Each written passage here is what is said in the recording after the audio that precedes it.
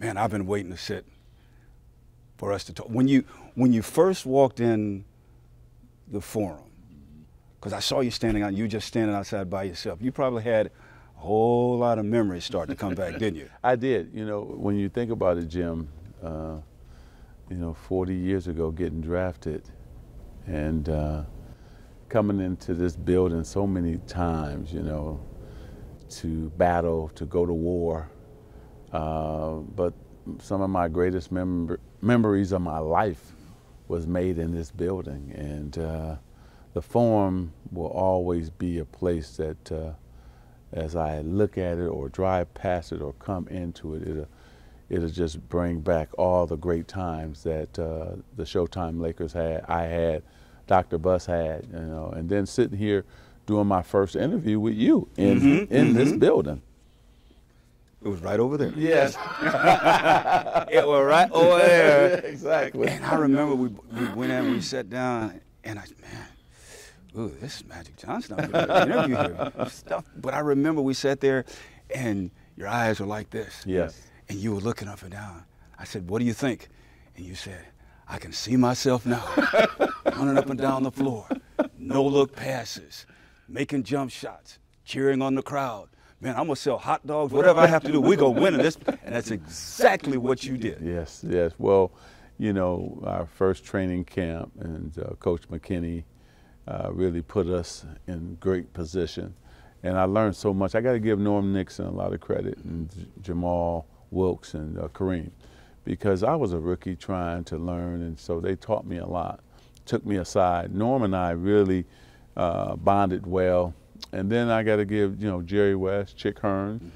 People don't remember this, that Chick Hearns was the assistant general manager at that time.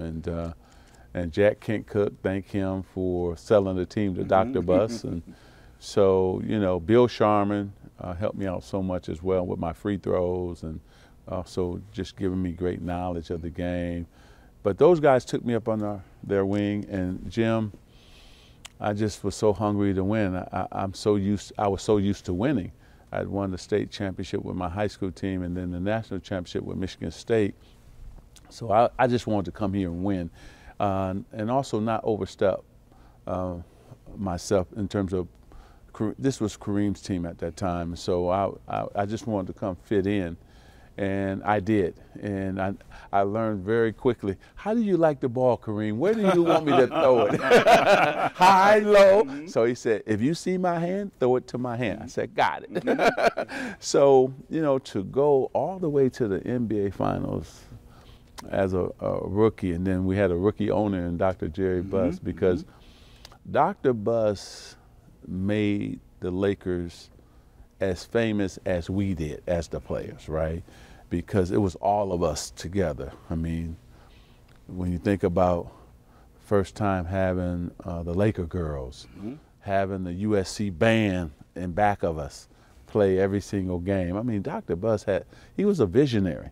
And not only was he competitive, but he also could see the bigger picture. He wanted to be a happening in here.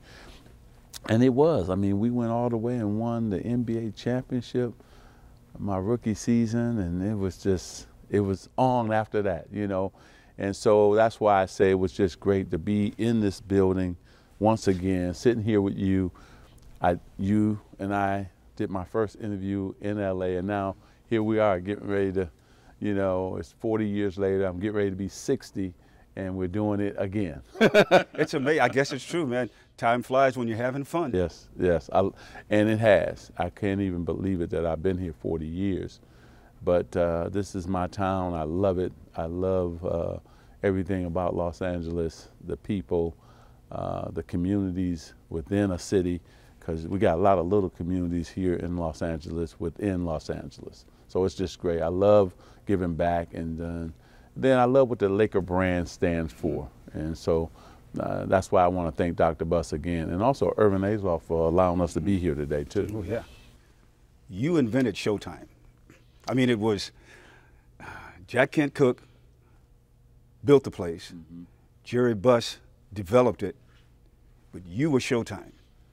You were the one that people, woo, Ooh, did you see what? I can't believe what he just did. Between his legs, around his back. Look at that smile. I mean, it was entertainment. Whatever happened on a Tuesday night, people were talking about it all day Wednesday, what they saw the Lakers and you do the night before. Well, I couldn't wait for myself to grab the rebound and get out on that fast break.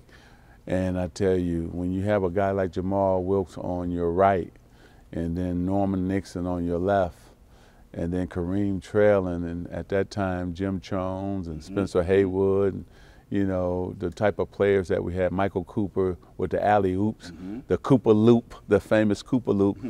I wanted to entertain the crowd. I wanted to win, but also within winning, entertain the crowd at the same time. And we were able to do that. And Jim, I wanted to bring people to their feet every single time, right? And we were able to do that. We created such a show, but a happening within this building and also in the league that people just couldn't stop our fast break, because once Kareem got the rebound, kicked it to me, we were devastated on that fast break. I remember your first game down in San Diego. Kareem gets the winning sky hook. Boom. You would have to bring this up. Oh yeah. And then the first person to jump on his neck was you. And Kareem looked at you like, what are you doing? With that stoic look. Yeah, that stoic look. Yeah. Come here, rookie. I said, okay. Don't ever do that again. We have 81 more games, and we can't get this high for just one game. So he scolded me in front of everybody. So I thought about it for a minute, and then I came right back up to him and said, if you hit a shot like that 81 more times, I want to jump in your arms 81 more times. And he looked like, this dude is crazy. I said, Kareem, this is who I am. And Jim, you know, it was interesting because people thought we would never work together because of his personality and my personality. So we used to, okay, come down, I know, look, Coop would go in and dunk it, or Jamal would lay it up, the crowd would go crazy, and they would come out high-fiving. So we high-fiving each other. And Kareem, he sat back. I'm not into that, you know. About halfway into the season, I come no look to Kareem, he dunk it, now he looking for the highlight. So I drew him in, but not want to change him, but I wanted to introduce fun to him. Yeah. You can have fun and be serious about winning at the same time. And it was contagious, and so I learned a lot about Kareem. He taught me how to be a professional, and also how to win in this league, because it's tough to win in the NBA. And I would always make sure he was happy. See, as the leader and the point guard, you got to make sure you feeding that superstar in Kareem. So he was first. Now, second was I got to make sure Jamal was happy, because Jamal had the best hands of any player I've ever played with. He could catch any pass, soft hands. And then Norm and I would make sure we were cool because we both could handle the basketball. And Norm, you know, introduced me to the city. So Norm, thank you. But we had such an incredible team, and we had a good time winning. And then when it was time to take it to another level in the playoff, we were able to do that as well. Speaking of the playoffs, you like Dr. Jekyll and Mr. Hyde. In the regular season, you were cool and calm. You were Dr. Jekyll. But once the playoffs got it, here comes Mr. Hyde. That's right. Mr. Hyde did not want to be bothered, did not want to be talked to. I would see you during the playoffs. I'd say, oh, never mind, I see you. Well, every playoff, I would call a meeting right before we get started, our first practice. I said, I've changed my number, and no more going out, no more having everybody around. I said, I'm getting ready for a championship, and I want everybody else to commit to each other that you're going to get ready for this championship run too. So sure enough, that's what we did. We committed to, all of us committed to each other. And Jim, it was fantastic, man. When 12 guys are on the same path and level and on the same page, man, that's hard to stop, especially as talented as our team was. So that's who I was. I didn't go out, I didn't go around people. I was moody, I was cranky, because I poured everything into winning. That's it. That's all I wanted to do. Win for Los Angeles, win for Dr. Buss, because he was, and still, the greatest owner of all sports, not just in the NBA, but of all sports. You were in the finals 9 times. 9. I mean, there's only a couple other people that could even come close to that. And one is when LeBron, who you brought here. Of the ones that you won, which one pleased you the most? Anytime we beat the Celtics, and so it had to be 85 and 87. 87 was our best team, most dominant team. That team there is one of the greatest teams of all time. And we had everything a team would want. First, we had the best coach in all of basketball, Pat Riley. Pat Riley was really the guy who made sure that we were prepared, made sure that we had a tough mentality. We were going to be good on offense and on defense. And so, and then when you think about when we acquired Michael Thompson, that was the last piece that we needed, because Byron Scott, unbelievable two-guard. James Worthy, Hall of Fame three-man. James Worthy was probably the prettiest basketball player I've ever played with, because when he would go in there with one hand, right, and James could do things you just don't see even today, you know. And then to have the most dominant player at that time in Kareem, there will still never be another Kareem Abdul-Jabbar, because all the things that he could do. So when you put, you know, and then Michael Cooper coming in off the bench, and he could have started for any team in the NBA, right? But, and then when we acquired Michael, it helped A.C. Green, it helped Kurt Rambis, and then it helped our interior defense. So that was the key, picking him up. It pleased you the most beating the Celtics. What hurt you the most in the finals? 84, losing to the Celtics. And then I was the reason why we lost. You know, when I think about, I always excelled in big moments, and especially in the playoffs and championship series. And that was the first time, Jim, I just didn't play well at all. And I didn't make good decisions. I remember the headline, Tragic Magic, and I'll never forget that. And I cried that whole summer, right? I was so hurt, disappointed, because the Lakers had lost to the Celtics every time before '84, and now we're 0-8, and we helped, you know, that last loss.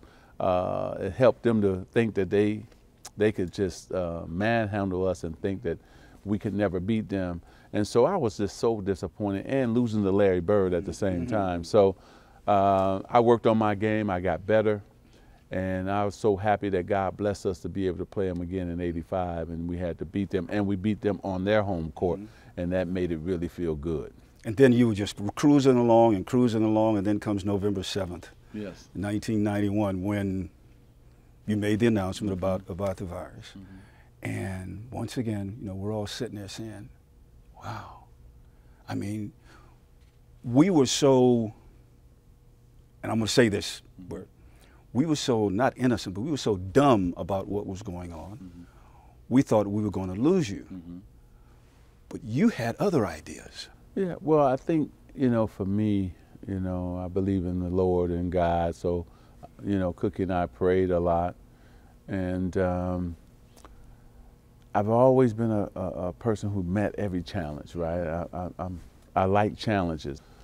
And what really helped me was the support of the Lakers, of Dr. Jerry Buss. When we had our meeting, we cried together.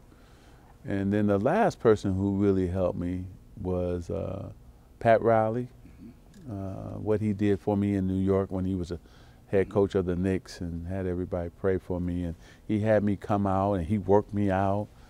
So I owe Pat a lot. He's one of my best friends even today. And then Larry Bird. Hmm. You know, the things I talked to Larry on the phone, and I think that, you know, for him being concerned about me, Michael Jordan being concerned about me, really helped me out mentally, you know, because I had to deal with it mentally first before I could get into the physical things, taking my meds, working out, and those type of things. But here I am, you know, almost 30 years later, you know, and I'm still here. God has blessed me. And also, the last piece is when we had I remember coming into the building, making an announcement, but downstairs I met with the team first, and we all cried together. It was an emotional time, and I think that, you know, those guys picked me up, you know, and it was a tough time, an emotional time, but thank God for my teammates and also Dr. Buss, because Dr. Buss was going to make sure I was going to be okay. He gave me everything I needed, the top medical staff, making sure that anything else I needed. He gave me an extra year on my contract, all type of things to make sure I was going to be good. So thank you. You know, I'm going to put on my L's for Dr. Buss, because he was like a father to me. Because it was so important to you, not only to prove other people wrong for yourself, but for others as well, especially the young ones coming up. That's right. I had to help them, because at that time it was a death sentence. And so I had to, first of all, make sure that I went out and embraced my new status, that I was HIV positive. And so I had to go out and make sure that I promoted safe sex or talked about HIV and AIDS, and make sure that I become the ambassador to the disease. And so it was something that, you know what, I said, Elizabeth Glazier, she was the one who really turned my world around, who said, hey, Earvin, she was dying at that time of AIDS, and she said, Earvin, we need you to become the face. And I said, okay, that's what I want to do. So I went around the country and talked about it, talked about my experience. Cookie and the kids were fine once I helped educate them. And so even today, I'm still doing that right now, you know, and so I'm still taking my meds, doing what I'm supposed to do. And so it never ends, right? But I'm just blessed to be here right now. Because when you think about it, not only were you sent here to be a great basketball player, but to teach a lot of people about a lot of things. In a lot of ways, you're a gift from the basketball gods above. Well, thank you. I've been blessed so much. Great parents, great family. And then, you know, to marry the girl of my dreams, you know, and Cookie, and her being my partner as well as my wife. And so, and then come to a great city and play in this great building. And I just always came here, Jim, to not only win championships and be the best player that I could, but also I wanted to affect change in the city. And I think I've done that, you know, and especially in the inner cities of Los Angeles and also cities around the country. So the scholarships, the different HIV and AIDS organizations we've helped out, the different health fairs that we put on to make sure kids get their physicals, from the technology centers that we built. So, you know, on and on and on. I wanted to affect this city in such a great way. And so I think the city has loved me, and I've loved it back. So great love affair. Exactly. Because this was all part of you being a big businessman that you told me a long time ago you wanted to be. Yes. Well, again, Jim, as we were sitting over there, you were the first person I told. I said, listen, I want to win championships here, but also after I'm done, I want to be in business. Now, you were the first one that said, you know what, Earvin, okay, you can do it. Now, everybody else I was saying that to, they were like, you should have just gone straight on basketball. But here I am, you know. But Dr. Buss again, you know, I told him that after my career, we spent so many great afternoons and nights together. And he always asked me, what do you want to do after basketball? I said, I want to be a businessman. And he finally said to me one day, he said, okay, meet me at the Forum at, I don't know, it was like noontime. We're gonna have lunch, and I'm gonna open the books up to you and let you see what the Lakers business is all about. So he was teaching me the Laker business. And then he said, I'm gonna start introducing you around town to all the people you need to meet. And he did that. And pretty soon, it was like every time we met, it was more of he was teaching me things and we were socially having fun. And so everything that I am today, right, as a businessman, owe it to Dr. Buss. And then, you know, now all my great partners that I have with the Dodgers, Mark Walters and Peter Groover, everybody, Bobby, on and on and on. And so Michael Ovitz here in this town, he was the biggest agent at that time. He helped me so much.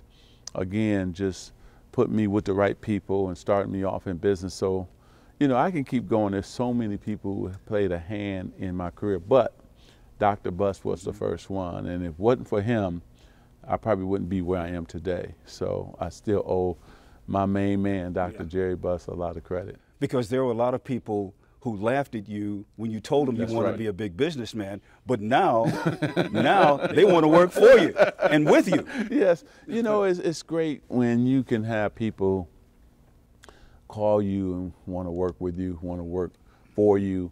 And I got, again, you know, when you think about, you know, right here, the Dodgers are in first place.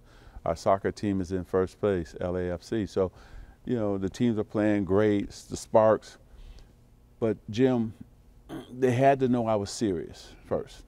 Once they saw that I was serious, then they said, okay, all right, this guy is serious about being a businessman. He'll do whatever it takes to be successful.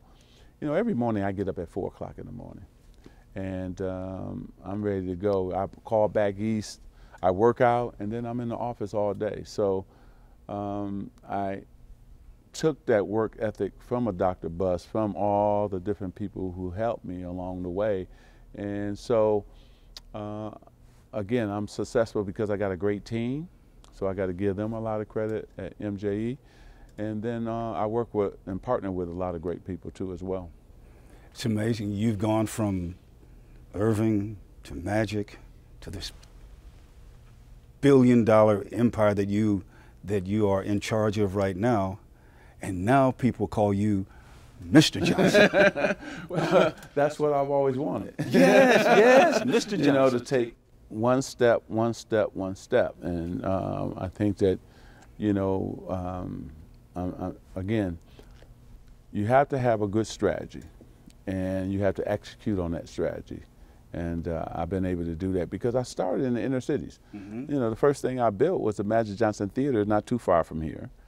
And then opened up those Starbucks not too far from here. And so everything happened really within 2 miles of the Forum, 3 miles. Everything started right here. And then eventually it just grew. And so I never thought that, you know, I'd be sitting in the owner's box at the Dodger Stadium. You know, like that's, you know, this city goes how the Lakers go and how the Dodgers goes. You know, those are the first two professional teams that the city really love, right? And so when the Lakers are good, when the Dodgers are good, the city is good. And so I'm so happy that first I'm a Laker and then I'm an owner of the Dodgers, the two things that mean the most to this city. And you know, Mr. Johnson. Thank you, Mr. Hill. Yes, sir. Yes, sir. Mr. Johnson is one of the few people that I know that when you walk across the street, you stop traffic. Well, I mean, there's only a few other. Muhammad, you, Muhammad, you. But you know what I'm getting? You're one of the few. Yeah. You stop traffic, but everybody loves you. Well, I think for me is that I'm a people person. So, you know, I want to take the picture with them. I want to give them the autograph.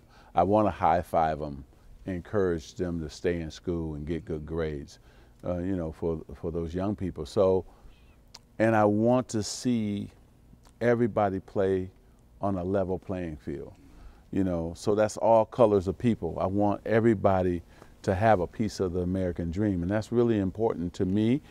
because I fight for those who don't have a voice. So I become their voice. And that's why all the inner cities of Los Angeles, they know me. They know I've been there, all these schools. You and I always helping. We're always in schools. We're always high-fiving these kids and uplifting them. That STEM lab that we were at in Crenshaw High School, that means a lot to those kids and to that community. So these are the things that I've always been about. My mother taught me that, give back. And so I got this platform, Jim, and Dr. Buss taught me that a long time ago. Earvin, utilize your platform to bring about change and make people feel better, right? And that's what I've been trying to do, you know. And so I remember St. Mary's High School, right down the street here, a young lady called and she says, I want you to take me to my prom. So I went to the prom at St. Mary's and took the little high school young lady, and it was one of the best times I had, you know. So these are the type of things that Magic Johnson is all about. Really, I say Earvin Johnson. Magic Johnson is one thing because that was on that court doing his thing, but Earvin Johnson is the guy that does things like that. And so he believes in everybody, again, should have a chance to experience the American dream. I wish people could experience watching you when you go to schools and these young people as they listen and watch you, because you just got through talking about going over to Crenshaw High School. I remember, man, when we did an interview after that, you started crying, and I'm saying to myself, no, man, don't do that.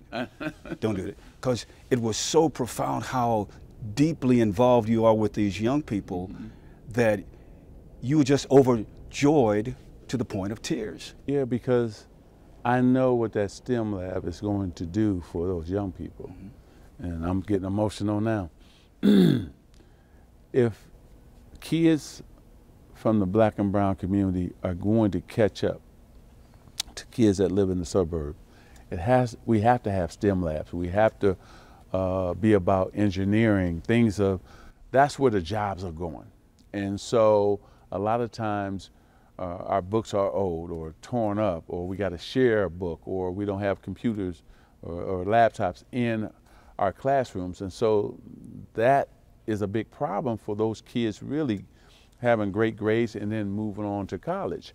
So when the Lakers, put this incredible STEM lab in Crenshaw, and to see the smiles and to see these kids embracing, taking their learning to another level, right? Their education to another level, that just got me. And so I care about this city deeply, deeply. And I always want to bring about change and bring good things to kids and communities that been forgotten or left behind. And so that's why that's important. And I always cry, you know, when I see somebody else happy. That's probably the best thing about me. I'm still the point guard. Yeah. Dishing. I'm still just doing it, but I'm just doing it in a suit instead of those little hot pants we used to wear. You're the point guard of goodwill. Goodwill to mankind. Thank you. Goodwill to, first of all, your own kind. Yeah. And you see how people react. You know the responsibility you have.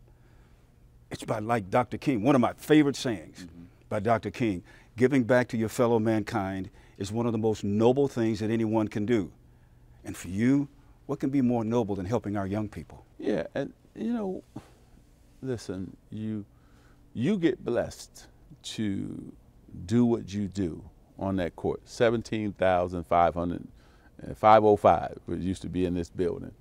And man, I was living out my dream. But there's a lot of people who don't get an opportunity to live out their dream.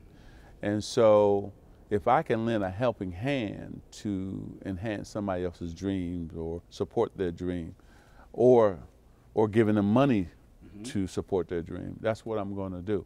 And again, somebody helped me to reach the level of playing in the NBA. A lot of people. Then I told you what Dr. Buss, Michael Overs, all these people did for me to become a businessman. So I gotta reach back and give back, right? It's my turn now to do that. And just like the Lakers today, you know, it's about winning championships, but it's also about embracing this great community that we live in and giving back to the young people and trying to enhance their life and have them come up. So you know and embrace your place in history. Yeah, yeah. Well, you know how important you are to all of us. Well, thank you. I just don't think about it like that. I just live my life, and you know, I got a great pastor in Bishop Blake, and I go to a great church in West Angeles, and I listen to my bishop and him talk about really helping the community, and that's what we should be about. So I follow what he says, as well as this is why I was put on this earth, is to help people, and now to be put here, you know. This is really interesting. That coin flip could have went, and I could have been in Chicago, but I'm so happy it ended up I was. We all are. I came to LA because this is my home, and it's made all my dreams come true. And working with all the mayors from 40 years to now, working with the city council, and you know, on and on and on. So many great people. So I'm gonna continue to be a guy who build up communities and put people to work.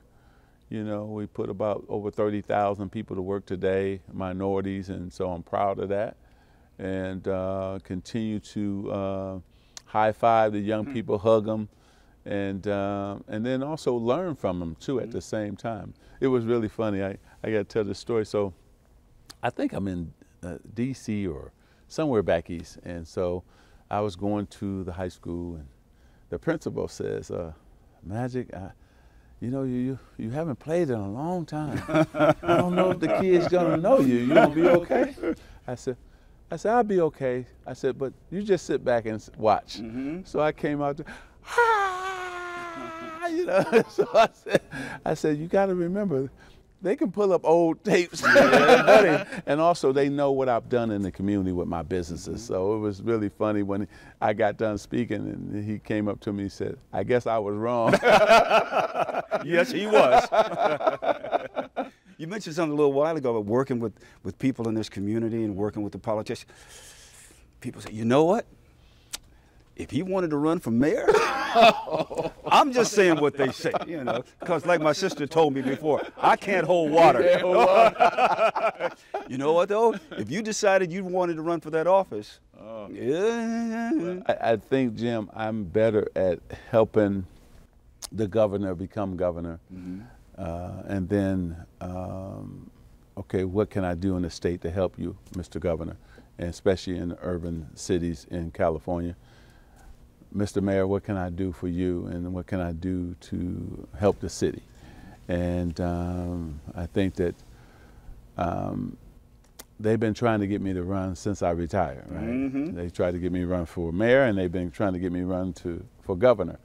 And it's just not who I am. I think that I'm better when I can do a lot of different things, right? And I can help more people that way. Because when you're the mayor, it ties your hands. And so I just want to be free to, if I want to go to East LA or to South Central or wherever, I can just go do it. And same thing with the governor, not being a governor. So thank you, but maybe I won't close the door to it, but maybe later in life. Maybe what? Maybe later in life. No. Maybe what later in life? Maybe I think about doing it then. Doing what then? Running for governor or mayor then. But right now, no, I got too much on my plate. How far down the road is maybe then? I'm just, you said it, I didn't. I didn't go there, you went there. Yes, I did. It's on me. Yeah. You know, I don't know. It's just, I can't think about it now because I got so many things going on right now. So many new opportunities coming for our company, and I've been on the road a lot. So, but it has to be years from now.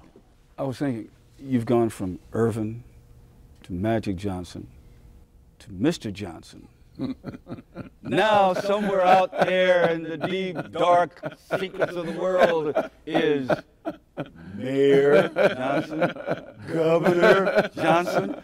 I'm just, I'm just repeating what I heard. Well, you say. Well, I think, Jim, I would have a clear understanding of what people need and want. Wearing the hats that I wear, first of all, the business hat, so I understand, how to create jobs for people.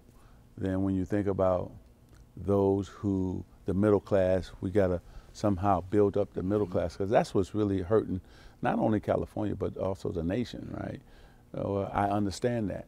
And then also education is so important. Man, that's, again, that would probably be at the forefront for me, right? It's just the education part for young people. So understanding those things, that's why I try to also work with the mayor, work with the governor, not just here in California, but everywhere, not here just in Los Angeles, but all across the country, to help them with their agenda and their plan.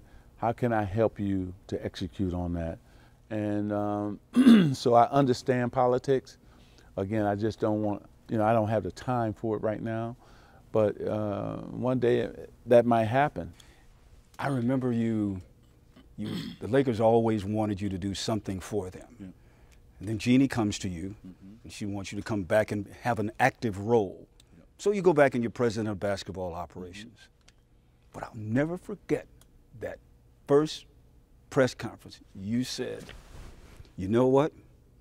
If I'm not going to have any fun, and if I can't do what I want to do, and I'm not helping the Lakers, she won't have to fire me. I'll quit. Exactly. And I think that, it was best for everybody, right?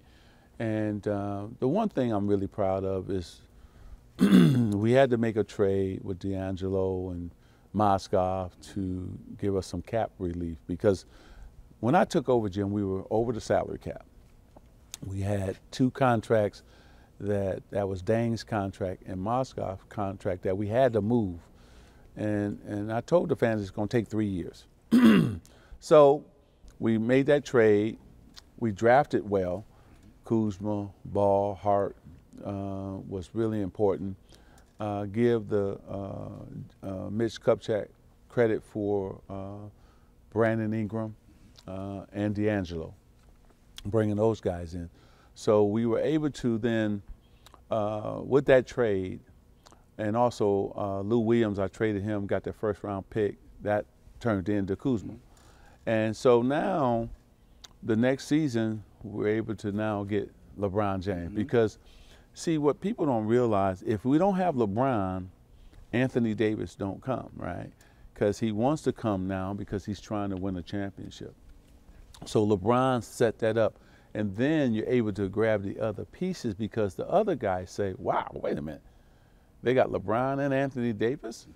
And now here come, Avery Bradley, here comes, the different guys to help the Lakers. Green arrives, just winning a championship with Toronto, so Danny Green. So all these guys say, hey, Boogie Cousins, they say, hey, they're building something special there. I want to be a part of it because they got a great chance to win. So I have no regrets of taking the job, and I have no regrets leaving the job. I will always love Jeannie. I will always love the Lakers. I'm so happy that we're back in the championship hunt. I'm happy that, the fans have something really good to cheer about.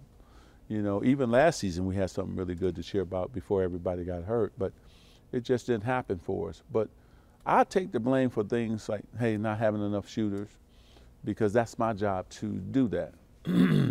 But as far as anything else, what happened, what went down between Rob and I had a decision to make, and so I stepped away from it. And so a man has to make decisions that's good for him. And that's what I did. I made a decision that was good for me, and hopefully will be good for the Lakers, and it's looked like it's going to be. But I have no regrets. I'm happy. All I want is a championship. I want, and I told Jeannie this, the reason I took the job, because I want to see you do what your father was able to do and achieve. I want you to be probably standing with that trophy saying we did it, right? And being a woman in sports, that's going to be huge. So I'm hoping that that happens this season. And it's going to change sports if she's able to pull this off, right? So Laker fans don't have to worry. I'm still here. I'm still a Laker. I'm not going nowhere. I'm still cheer. I love the team. I love all the moves that they made. Now, the key is now they all got to come together as one, as a unit, because, Jim, the West is going to be tough. There's no giving for the Lakers. The Clippers are better. Portland is better. Denver is better. Utah did some amazing job. They're better. And that's without talking about San Antonio and all the other teams. So, and then the East is strong as well. So they're going to have to come together and play well. And also the coaches have to do their job as well. Have you talked to Rob recently? No. Rob and I haven't talked, but I congratulated him on my Twitter in terms of making some really good moves. I'm not a man who holds grudges or I know what happened, but I will cheer for him in the background, you know. And so, but talking, that's going to be hard, but that's maybe later. But I will talk to Jeannie because I love her like a sister. So that's the one who I definitely will have a conversation with. How does it feel, Earvin, Magic, Mr. Johnson? I mean, we all these titles. I mean, Governor Johnson, Mayor Johnson, President Johnson. I mean, we might as well sit this all on the table. How does it feel knowing that you and Larry Bird are responsible for the league being what it is today? Because at that time, the playoffs were on tape delay. Yes. Larry will say it's you. And you saved this league. You saved this sport. Well, thank you. You know, to have him on the East and playing in Boston, at that time, you know, they still got the most championships than anybody. And then for me to end up here in Los Angeles, Boston fit his personality and Los Angeles fit my personality. And we were able to take the game from tape delayed to live TV to showing us on Saturdays and Sundays to what it is today. I mean, it's amazing where the league has gone and how technology has taken all these players. I mean, look at LeBron. I think he got over 40 million followers from around the world. To be able to see something like that, the growth of this game and this sport has been just truly a blessing. Yes, Larry and I jump-started, but these other guys have taken it to a whole nother level. And also the Dream Team helped too as well, open it up worldwide. So I feel good about what we accomplished together, Larry and I, and also how we were able to change the league and change the game of basketball, not just here in America, but around the world. And then a guy named Michael Jordan came along. Yeah, some guy that, you know, can just walk in there. You know? And so I think the three of us was able to really take it to a whole nother level. And then look what LeBron and KD and Steph and I mean all these amazing players that we have, the Greek Freak that we have today. They're really household names around the world. With LeBron being the ambassador, he's the chief. He's the #1 player in the world, and everybody else follows his lead. And so, and that's another thing I wanted to say, Jim, is that because he believed in me and I believed in him, and he decided to come here because he believed in the strategy that I had. You know, I wanted bad for him to win a championship here because everybody doesn't know this. Winning a championship in LA is like winning it in no other place. I know that. I've seen it. They're going to have 2-3 million fans out there, that parade. And a lot of kids have not seen a parade, and they need to see a local team win a championship. And I'm hoping that the Dodgers do it in the fall, and then the Lakers can do it next summer. Bringing LeBron was the most important thing you did while you were with the Lakers. and now here comes some other people. Now comes AD and stuff. How is he going to help LeBron and the Lakers get back to where they want to go? Because LeBron now, the game will come easier for LeBron, and his workload won't be as heavy. See, when I was playing with Kareem and James Worthy, or Kareem and Jamal Wilkes, and having Norman, having Byron, all these guys, your workload is not as heavy because you got other stars you can throw the ball to and they can produce. Having AD, a top 5 player in the league, now you know there's another guy that can get you 30 a night, right? And there's also, it's a comfort level for LeBron when he goes to the bench that AD will be out on the court making sure that, hey, if the lead is 15, they can maintain that lead. So that's the comfort level. And then also, right, when that trade went down, they said, we're a championship team. You know, so you walk around with your shoulders up, and now you're strolling, right? You're saying, oh yeah, the league's in trouble now.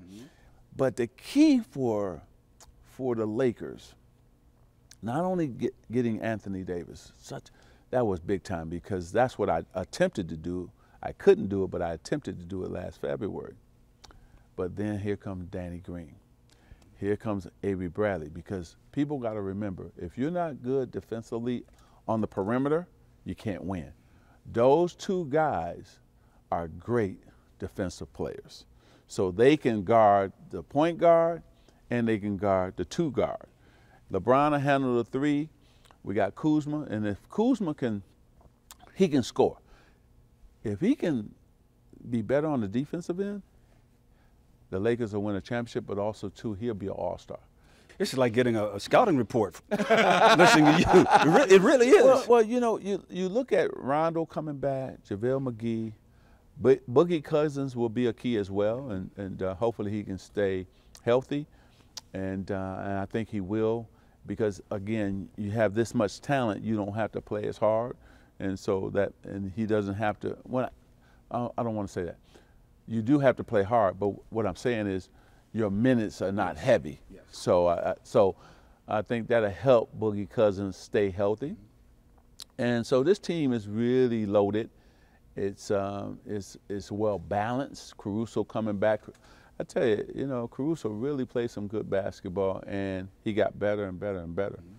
So now it's up to the coaching staff to decide who they're going to have out there, who's going to start, who's going to be the top. You can only play about 10 guys.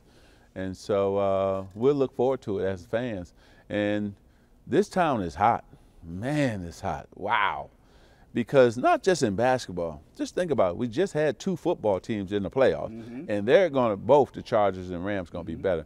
And I can't wait till that stadium open.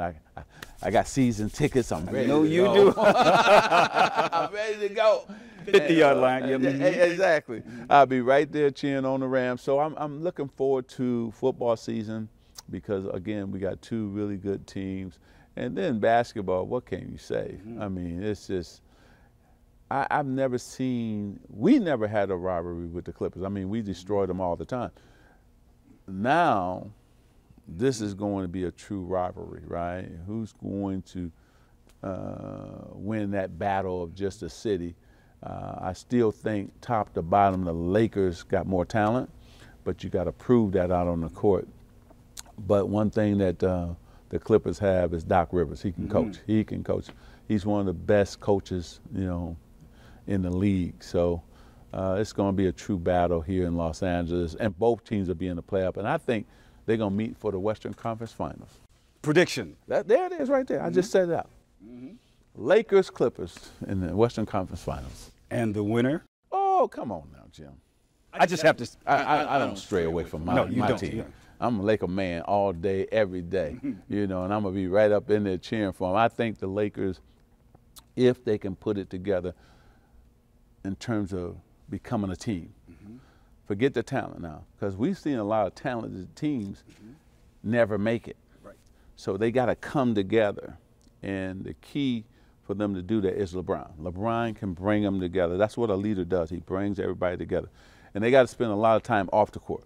They got to go to dinner together. They got to go to movies together. They got to hang out together, nightclubs together, whatever that is. They got to understand each other off the court so you can be better on the court. And that's how my Showtime Lakers won. That's how Kobe Bryant, Shaq, how they won. And I think that's how this team is going to win as well. You know what I'd like for you to do? I'd like for you to look into that camera right there. Yeah.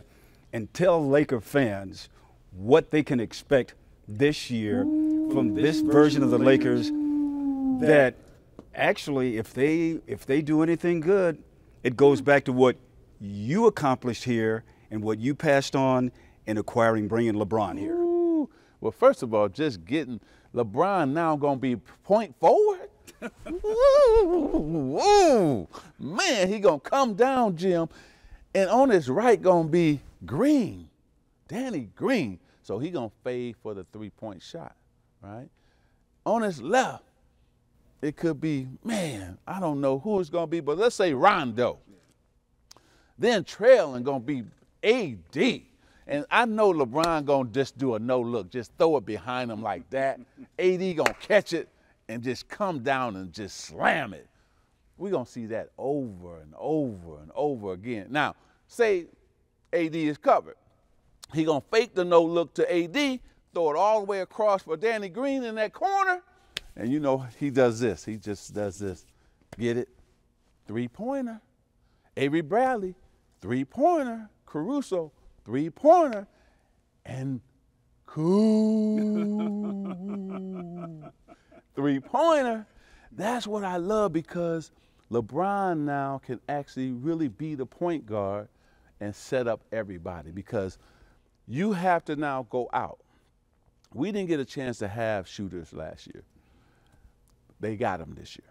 So now he's going to be open for a lot of dunks. We're going to see LeBron dunk a lot this year, because you got to respect them three-point shooters, and no man on this earth can guard LeBron James one-on-one.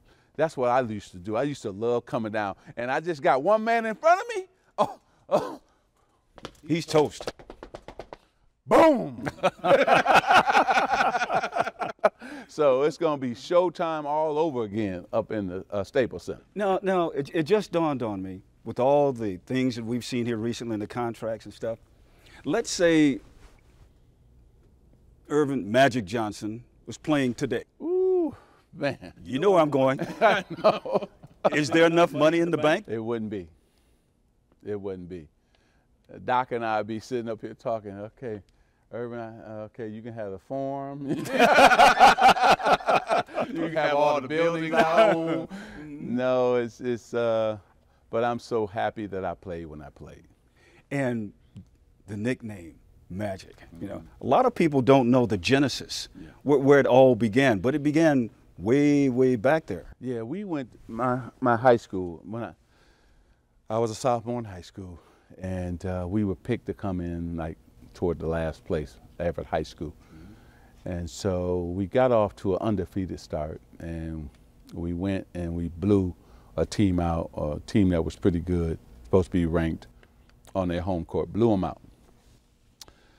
So I had 38 points, I think about 20 assists and 19 rebounds. And the sports writer came in and said, wait a minute, you 15 years old and just had 38, 20, and 19? And he said, I got to give you a nickname. Somebody's already called Dr. J, somebody's already called Big E. I want to call you Magic. And Jim, I'm 15. I'm giggling like, yeah, right, this ain't going to stick, you know. And here I am, about to become 60, and they still calling me Magic. And you know what? It's the best nickname ever. Fred Stabley Jr., I got to give him credit. He was a sports writer in Lansing, Michigan, gave me that name. I know whenever I hear you speak, one of the cool things about hearing you speak, as we wrap this thing up now, before you thank anybody, you always say, God is good. Yep. And it's like, once again, here you are here. You were sent here by him. You're one of his angels. Yep. Big, tall, very wealthy angel to do his work here. And you're doing all that and then some. Thank you. Thank you. You know, I think you got to understand your purpose. That's why I don't want people to be upset or mad that I left the Lakers, because I got a higher calling, I got a purpose, and I'm gonna go live out that purpose. That's why I can't be mad at Rob anymore. That's over. You know, you got to move on, and I got some things I got to do. You know, and so I'm gonna do those things that make the world better, make Los Angeles better, make South Central better, East LA better, on and on and on, Compton better, and also send some kids to college and help them understand education can change their life. And so put people to work, and so through my company. So that's, you know, I have a purpose, and so I'm gonna live out that purpose. And I just, God has been so good to me. I mean, He didn't have to keep me for 28 years with HIV. He didn't have to do that. But He said, I'm gonna keep you because I got some things for you to do.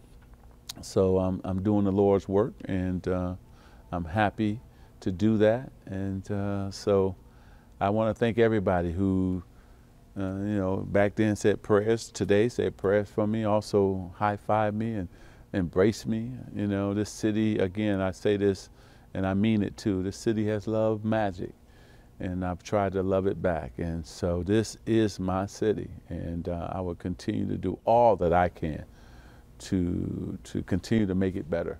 And so Jim, this is outstanding, because I didn't want to do an interview with anybody else but you, because of our long history, our friendship, but also you see me as a kid come in here, and it's funny, then I was a kid, now I'm a man, and so this is great to just sit here with you and reminisce in this great building and some of the things we used to do. And I remember I was people know this about me, I'm a big Michael Jackson and Jackson 5 fan. And I remember I told him, I said, you got to come to a game. Now, I've been on tour with you twice. You got to come to a game. And I remember him sitting right over there. And he said, man, they're probably not going to let me watch the game, but you got to come, still come. And he came. And that was one of the biggest thrills of my life, to see Michael Jackson sitting here watching the Lakers. So the reason I said that is because this winter, there's going to be something happening in the Staples Center that's going to be special, and we're going to all get to see it. And so get ready, everybody, because LeBron is coming. He's committed, he's ready, and it's going to be special, and I can't wait to see it. So Laker fans, put up your L's, baby. That's for not only Magic Johnson, but also for Dr. Buss. All right, love you. Thank you, man. Thank you, brother.